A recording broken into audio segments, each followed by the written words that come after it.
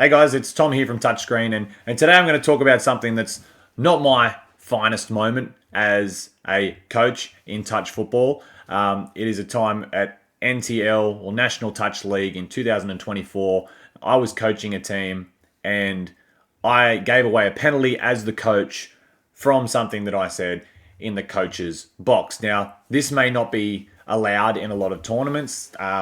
In our nationwide tournaments, it is actually allowed for referees to penalise a team if they are copying it from a coach, which has its good and its bad. Like, I don't mind it if you can be very sure that you are actually penalising the coach and you didn't hear actually something that was from the crowd that was actually on the opposite team than what you thought of. If you can get it right, then it's probably worthy. But I'm going to show you the clip. And firstly, I want to just say that I completely acknowledge that I'm in the wrong here. I shouldn't have said what I said. I think there's a lot of things that have been said to referees that are way worse, but I'm going to show you the clip and then I'm going to show you it zoomed in. It's not very good quality, but the interaction that I had with the referee, but not to just bury myself about what was said, but it brings up something that I'm interested to hear your feedback on what some ruling should be. So we have the clip here. So my team is the team that's going to be defending. So it's the Hornets, and yeah, we're just setting ourselves for press defense, and the Suns do a sneaky down the short side. That dive there, they call a touch. So just going back, it all happens very quick. So just here, their box is actually the one furthest away from the camera, and we'd been doing midfield press. So Suns, they identified that and they try to pull a sneaky down the short side, which almost works, and they almost get a good try out of it. And we dive here, and our player calls a touch, and she yells it out. She yells out that there's a touch, and then they go down the field, and she's still standing there. She stood up, and she's got a hand up saying that there's a touch, which is great. She made the touch. She stopped the try, and as the referees go to talk, they acknowledge that the touch was made, and I'm here going, well done, great touch, it's our ball, it's a touch pass, because as you saw, we're going to have to play it again, we can only go back in 10 seconds. As you saw, here's the touch, and there's the pass. So my understanding is it's black and white, we're going to get the ball back. But then they're giving the ball back to the girl that got touched, and she's going to play the ball. And I, at the time, couldn't understand why we would do that, because it's like, well, she's clearly passed the ball at least 6-7 meters after being touched. And at that time in the game, it was right before halftime, and I think Suns were beating us by maybe a point. I started arguing. And I think I've got the clip here.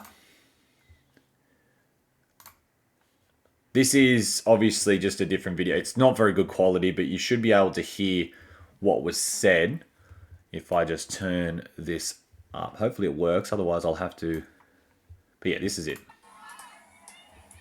You can see the referees talking.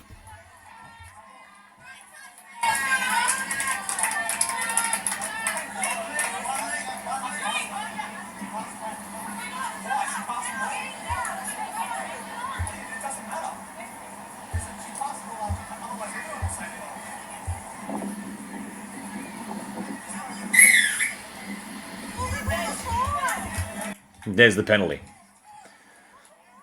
So if anything, I didn't swear at the referees. I didn't say anything that was against the integrity. I didn't abuse them. But what I did do was I wouldn't be quiet. They clearly were not trying to have a conversation with me, and I just didn't stop. But it does raise a good question. So the referees sort of bended the rules a bit and said that she wasn't aware that she was touched when she threw the ball. Now, to me, my response, and I say, you can hear it there, I say it doesn't matter, otherwise everyone will just say they're not aware. And that's, I will back myself on that. Normally a touch pass comes from either it's a split second thing or you sometimes aren't aware that you were touched and you passed the ball. So I'm wondering now, should this be normal practice that the referees can allow that sort of discretion and bring the ball back and say, no, this wasn't aware. Like, fair enough, if our player had have called the touch late and said that there was a touch made after she'd passed the ball, you could almost say that that was too late, play on. But that's fair enough. But she, you couldn't hear the audio before, but she definitely called the touch before it. And then they're saying that the girl didn't feel it. Now, and I totally understand where the Suns are coming from. She probably didn't feel it. Like, girls, they could get tapped. They can get touched on, like if they got their hair in a ponytail, they could get touched on the hair, and they would never feel that. And then they pass the ball, and it is, like, as far as the referee, it is unfair a little bit on the player that's now passed the ball being totally unaware that they were touched in the first place, and now they've been basically said that you've been breaking the rules by passing the ball, which the argument for that is that totally fair? So what should we do here? If you're a referee, tell us what you would do. Obviously, I'm not arguing that I shouldn't be penalised. That's totally fair. Like, the head went down and I said sorry, and I felt very embarrassed at the time.